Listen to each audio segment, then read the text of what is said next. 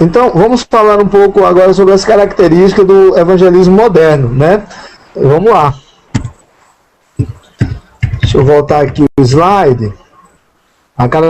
Pronto, as características do evangelismo moderno. É um evangelho existencialista. Eu acho que vocês percebem isso facilmente, né? É um evangelismo existencialista, né? O evangelho moderno tem concentrado esforços em algo que atraia o pecador. E o que é que pode mais atrair o pecador do que suas questões existenciais, né? Então, uma das características desse evangelismo moderno é que ele pauta a sua mensagem em cima dessa ideia, né, existencialista. Então, nos vários programas do evangelismo moderno, os métodos e estratégias, eles são sempre mais importantes do que a palavra de Deus. A palavra de Deus é um detalhe. Não interessa o que vai ser pregado, e sim como vai ser pregado. O que vai ser pregado pode ser qualquer coisa. Agora, como isso vai ser transmitido, enfatizado, dito, então tem que se ter uma série de cuidado para que possa alcançar esse pecador com essa mensagem existencialista.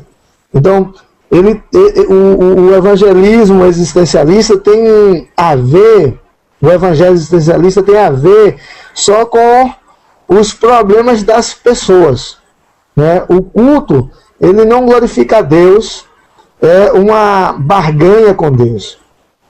Não oferece vida eterna, mas resolução de problemas. Ele não produz crentes, mas clientes que tiveram seus problemas existenciais resolvidos. E aí, o evangelho se torna uma caricatura, pois só apresenta promessas para os problemas desse mundo. O evangelho não é anunciado na sua essência, na sua forma perfeita, e aí ele traz para as pessoas um cuidado com esse mundo. E aí esquecemos do que Paulo diz aos Coríntios, que se a nossa esperança em Cristo se limita a esse mundo, nós somos os mais miseráveis dos homens, né? Então, o evangelho existencialista, ele é um evangelho que é muito difundido hoje em dia, né? A pregação existencialista, ela faz sucesso porque as pessoas vivem em um país, né, que é considerado a sexta economia mundial e que está se desenvolvendo, está tomando uma cara nova, com esperança de daqui a 20 anos ter um padrão europeu. Então as pessoas estão cada vez mais satisfeitas com esse mundo. E quando se vive nesse mundo, por mais que a gente tenha as coisas à nossa volta, aparecem esses problemas existenciais. E se eu trato de problemas existenciais dessa maneira, então tá tudo bom para aquele que ouve a mensagem e a pessoa volta no domingo que vem, porque aquele pastor falou ao meu coração, né? Ou Deus falou ao meu coração, quando na realidade Deus não falou, né? Porque Deus não trata apenas de questões existenciais, né? Então, o evangelho, uma das características do evangelismo moderno é o evangelho existencialista. A outra, um evangelho de apelação, né? Deus é um coitadinho procurando um homem para que creia e o receba, né, como Deus em sua vida. E Jesus é apenas um bom homem batendo na porta do coração do ser humano. Jesus sempre fica triste quando o homem é rejeitado, né, diante desse evangelho. E aí nós temos até canções que falam disso. Então, o evangelho é um evangelho de apelação, não trata do pecado, não trata da situação miserável do homem, mas mostra como mostra esse homem como capaz de responder a um Deus que precisa, melhor dizendo, da sua resposta. Então, esse é o evangelho de apelação. Nós temos ainda o evangelho pragmatista, né? E aí eu me refiro a um evangelho pragmatista quanto à questão de estratégia, né? Um evangelho estratégico, né? Que enfatiza tecnicamente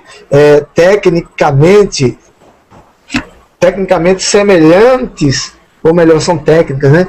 Técnicas semelhantes, enfatizam técnicas semelhantes a empresas, certo? Os resultados, né? O desenvolvimento, o planejamento e tudo mais é semelhante a uma empresa, né? Nós temos hoje as chamadas consultorias eclesiásticas, que é uma aberração, mas isso tem surgido e está crescendo e vai crescer cada vez mais diante do quadro que nós temos no Brasil, né? Então, o importante para essas pessoas que pregam esse tipo de evangelho é a produção, né? É o quanto está sendo produzido, é o resultado que está tendo nisso, né? Então é um evangelho pragmático, certo? Acaba acontecendo o abandono dos fundamentos bíblicos para abraçar técnicas empresariais de produção e crescimento por consequência, né? O abandono dos fundamentos bíblicos, o mais importante é o crescimento do que os princípios, certo? A falsa visão do evangelho também marca característica dentro do evangelho pragmatista, né? A falsa visão do evangelho. O evangelho não é pregado, mas negociado de modo sutil ou escancarado, né? E quando eu falo de modo sutil,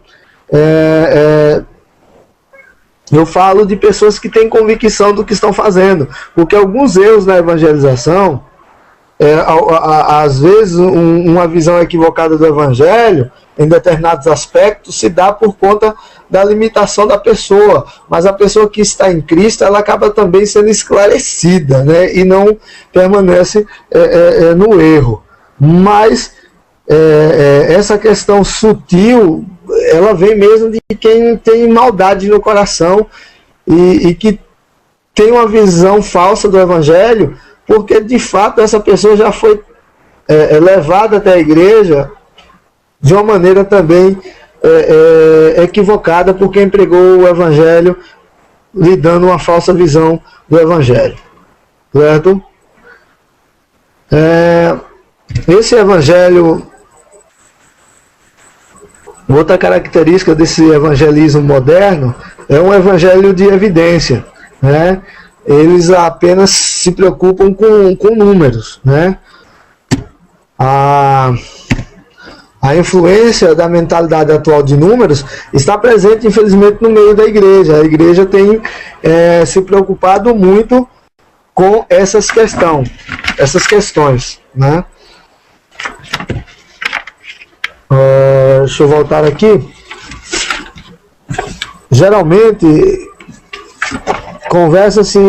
conserva-se a ideia de que número e a produtividade da igreja avaliam sua natureza e sua originalidade. Igrejas grandes têm a aprovação de Deus, igrejas pequenas têm pecado, né?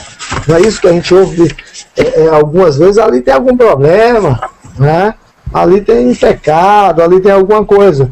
Então, McDever, ele até comenta alguma coisa nesse livro dele, o que é uma igreja saudável, né? Ele fala que por conta de uma evangelização errada, por conta da má compreensão das boas novas e a má compreensão do serviço evangelístico, ele fala que as pessoas criam igrejas onde o número de membros é alto, mas a sua frequência nos cultos dominicais é bem abaixo daquele número. né? Uma igreja que tem 1000 membros e a frequência no domingo, uma frequência de 300, 400 membros. Então, essa igreja tem um problema, porque ela tem membros, ela colocou pessoas no rol de membro de maneira equivocada, porque a evangelização, pensando em número, trouxe essas pessoas. E essas pessoas estão acumuladas no rol de membro para o pastor poder dizer que a sua igreja tem 1000 membros, mas na realidade a sua igreja não tem, às vezes, a metade daqueles que estão arrolados ao corpo de membro, né? Então, geralmente conserva-se a ideia de que número e produtividade avaliam a natureza, né, da sua igreja, né, a originalidade da sua igreja, né?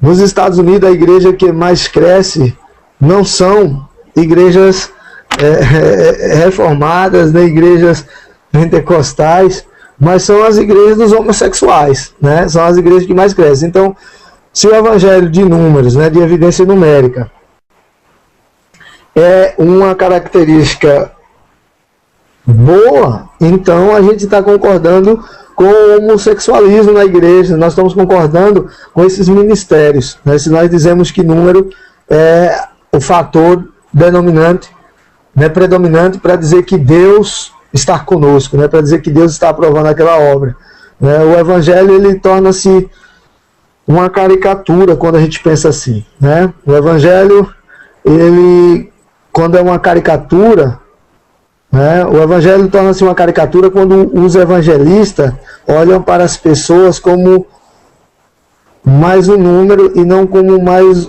um pecador precisando de salvação. Nós precisamos olhar para o rebanho e entender que o rebanho precisa de salvação e que não é apenas um número. O evangelho de obras é o nosso próximo passo. O evangelho de obra.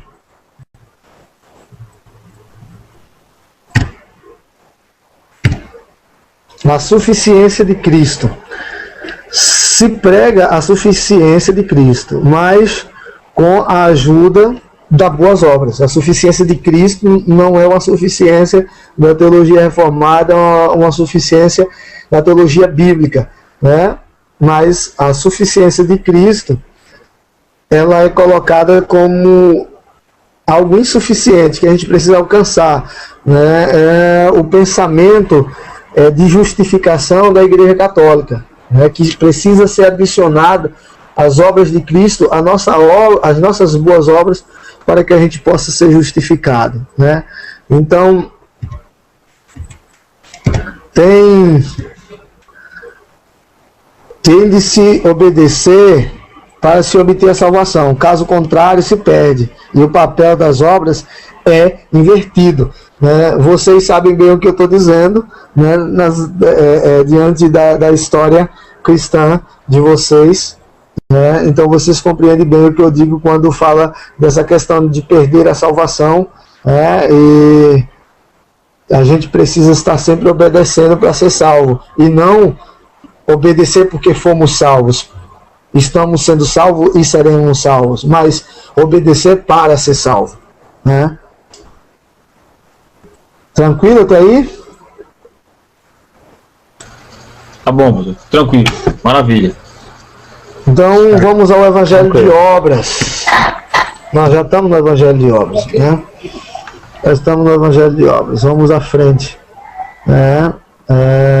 Um Evangelho ofensivo para nós agora, né? Inofensivo, melhor dizendo. Um Evangelho inofensivo. É inofensivo pelas seguintes razões. Percebam, tende a manter o ouvinte no auditório e não na igreja, né? As pessoas acham que o fato de ter uma Bíblia, de se vestir como crente e ir à igreja dominicalmente, isso a torna membro do corpo de Cristo, né? As pessoas às vezes estão no auditório, e às vezes no auditório até servindo, trabalhando, mas elas não fazem parte da igreja, né? Ele é inofensivo, o evangelho é inofensivo porque tende a manter o ouvinte no auditório, né, para não perder a pessoa. Então a gente vai pregando mensagens de cunho existencialista, de autoajuda, cheio de psicologia, para que as pessoas elas se mantenham no auditório e não esvaziem o nosso auditório, porque é ruim pregar para meia dúzia, né? Nós gostamos de pregar para igrejas cheias. Então, também pelas seguintes razões, o Evangelho é inofensivo para essas pessoas. Oi? É um dos males mais sutis que a igreja tem enfrentado hoje. Nós temos visto uma sofisticação intelectual nos líderes evangélicos hoje, e muito dessa sofisticação é estudos da psicologia, se formam em psicanálise. E aí, como hoje a alma da sociedade universal encontra-se doente, encontra-se chagada, e o pecado ele provoca inúmeras desordens psicossomáticas, psicológicas, psiquiátricas. Esses homens, por se tornarem especialistas na alma do ponto de vista humano, eles conseguem manter seus auditórios cheios, porque é como se eu tivesse um grande divã, o púlpito fosse um grande divã, onde fica ali a plateia fosse um grande divã, e ali no púlpito o psicólogo ou o psicanalista. Falando o quê? Falando algo que, em nome do evangelho, mas que não é evangelho, e que no fundo, ou seja, no cerne da questão, ele está dando mensagens de psicologia, de psicanálise, de autoajuda, para massagear o ego das pessoas, para lhes encaminhar, lhes dar alguns conselhos, mas que não é o evangelho. Por isso que ele se torna inofensivo, e principalmente no final, porque hoje as pessoas querem ouvir especialistas da alma. Exatamente. Né? Eu passei aqui com tudo, já estou nas caricaturas do evangelho, vocês perceberam, né? Sim. Avancei aí demais, vocês me desculpem, eu acho que já está perto de terminar, vamos terminar, né? Tá bom, vamos lá. A lição 5 também, tá? Então, o evangelho inofensivo está correto, viu, meu irmão? Está correto. O evangelho inofensivo tende a manter o ouvinte no auditório e não na igreja, tá? E tenta agradar o pecador com uma mensagem de obras, né?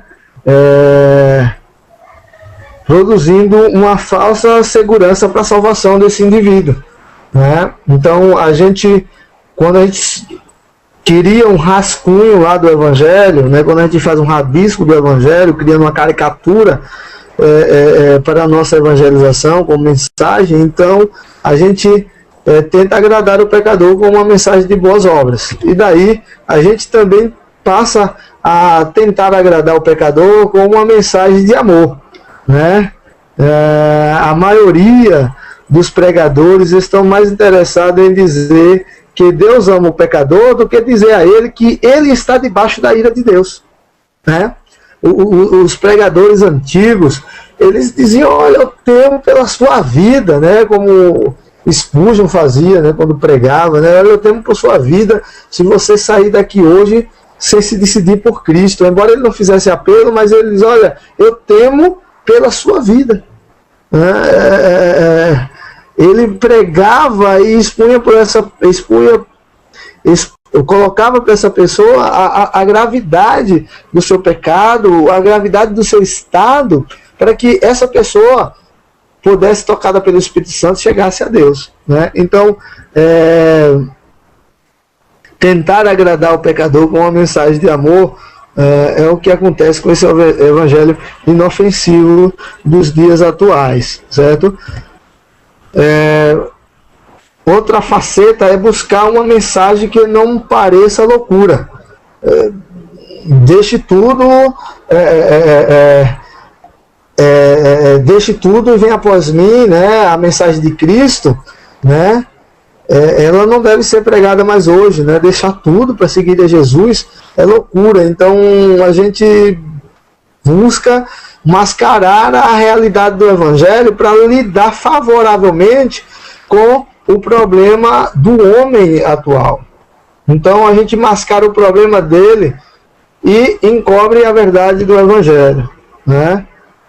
Assim, muitos pontos do evangelho têm sido racionalizados e contextualizados as necessidades dos pecadores, comprometendo profundamente a natureza do Evangelho, né?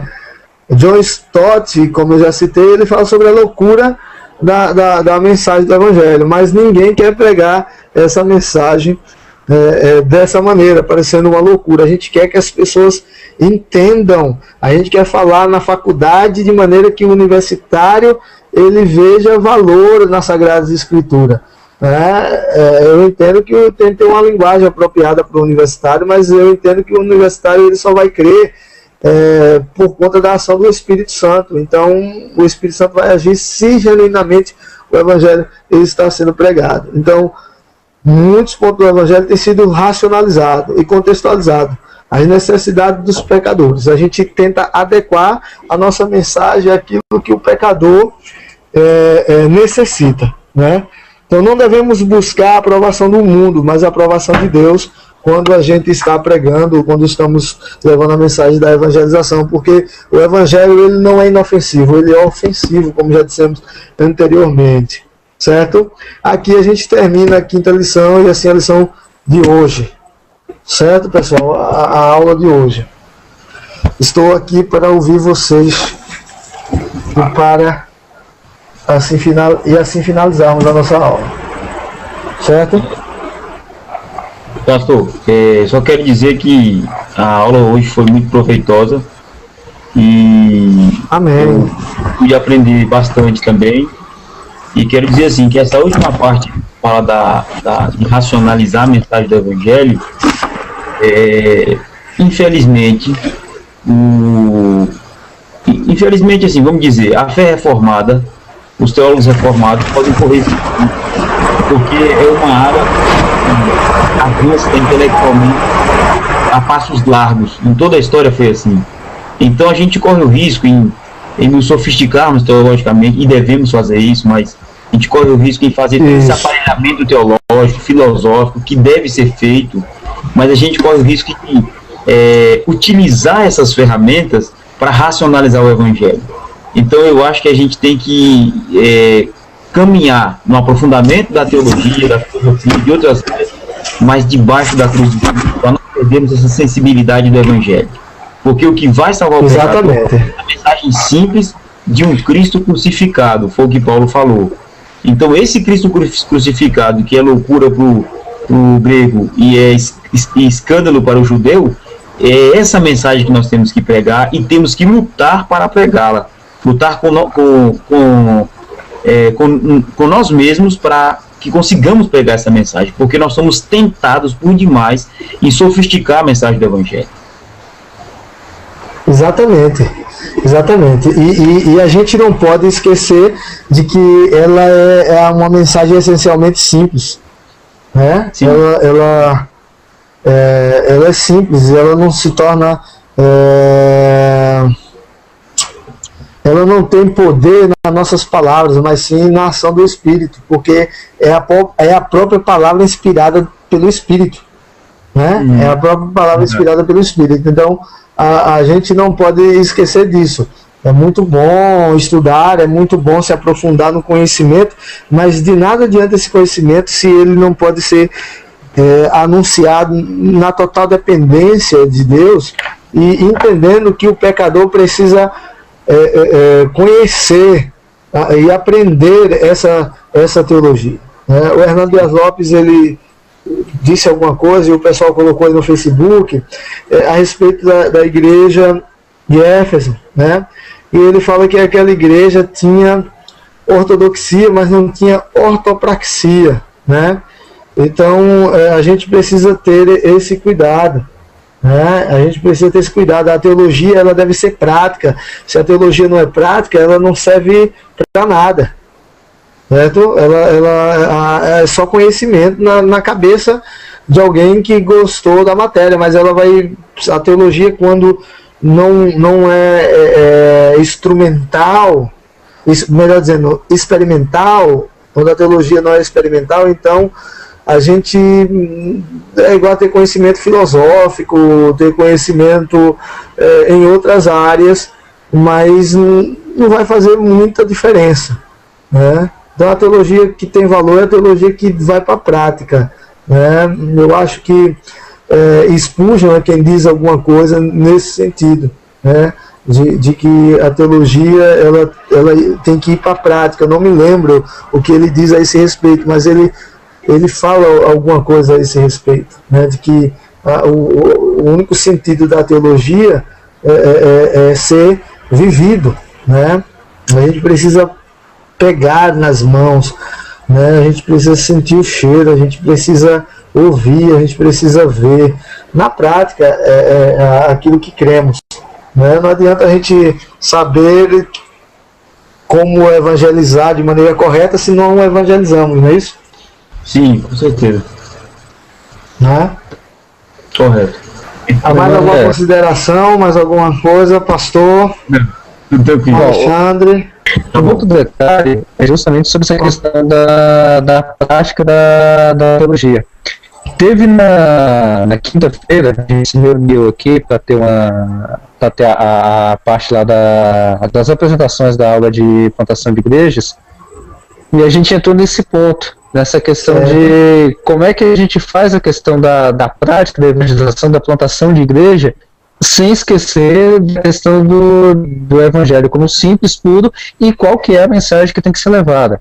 Então a gente tem uma linha fina, e claro, essa briga todinha acabou vindo do meu lado, tem uma linha fina muito pequenininha, onde a gente pode acabar misturando essas duas áreas. Primeira questão que o evangelho ele é simples, ele é direto. A mensagem do evangelho, a mensagem que Cristo pregou, é a mesma de 2000 anos atrás, até os dias de hoje, não muda. A mensagem não muda. Mas o que muda, mas o que pode ser moldado, o que pode ser modificado e o que é atualizado, principalmente desde a minha época, quando eu entrei na igreja de 92 para cá, já foi muito atualizado, é o método como essa mensagem é levada, ou seja, qual que é o canal, qual que é o caminho. Esse sim é levado, mas não é misturado com a questão de modificação da mensagem. A mensagem não é modificada, o canal sim. A mensagem é a mesma, mas a forma como eu vou passar essa mensagem, tem milhões de formas como Deus usou, por exemplo, no Antigo Testamento, como Deus levava a sua palavra, através de profetas, através de sonhos, através de leitura da própria lei. Isso é local, mas a mensagem não mudou. Então a gente tem que ver também essa questão desse lado. A gente tem que aperfeiçoar muito a questão do método, do caminho. Esse aí a gente tem que, por exemplo, um exemplo de atualização é isso que a gente está tendo. Pensou a gente montar um culto, como a gente até está pensando em fazer aqui, de levar a palavra via internet. É uma atualização do método, mas a mensagem é a mesminha que foi pregada e que Cristo levou. Então, de vez em quando, inclusive eu fiz essa confusão lá na aula lá, de acabar misturando uma atualização do método, uma atualização do caminho, com uma não permitida e proibida atualização da mensagem. Exatamente. E daí que a gente tem que ter cuidado com os métodos, para a gente não ferir os princípios com os métodos, né? Suponhamos aí, vamos falar no método, alguém na igreja diz assim, vamos criar um grupo de funk que está aí fazendo sucesso. E vamos botar letras bíblicas, né? Aí assim, aí o apelo sensual do funk e tudo mais, como é que fica, né? Então a gente temos que perceber, é claro isso que você diz, dessa linha muito fininha aí, entre os métodos e os princípios, a gente tem que ter esse cuidado, porque os métodos é como nós vamos fazer, né? E ele não pode tomar o lugar dos princípios, porque os princípios, eles a mensagem do que fazer, né? Então, como vou fazer aquilo que foi me dado como missão? Eu tenho uma mensagem a entregar, aí como é que eu vou fazer, né? Então, eu tenho que usar o meio mais simples possível, né? Porque a mensagem também ela é simples, né? Pois não, Davi. Porque eu acho que o caso do Alexandre tem que ser entendido da seguinte forma: diferenciar ferramenta de meios. Ele está falando de ferramentas. Aí sim, eu não tenho problema algum. Agora, no caso do funk, meios. As pessoas porque já utilizam modifica a mensagem em si, né? Então eu acho que ferramentas, no caso da internet, a gente usa a internet para pregação do evangelho, não tem problema, são ferramentas. E elas devem ser inseridas nesse processo aí. Paulo, se tivesse a internet na época dele, ele tinha pregado o evangelho muito, tudo, creio eu, porque ele percorreu 6.000 quilômetros do mundo antigo.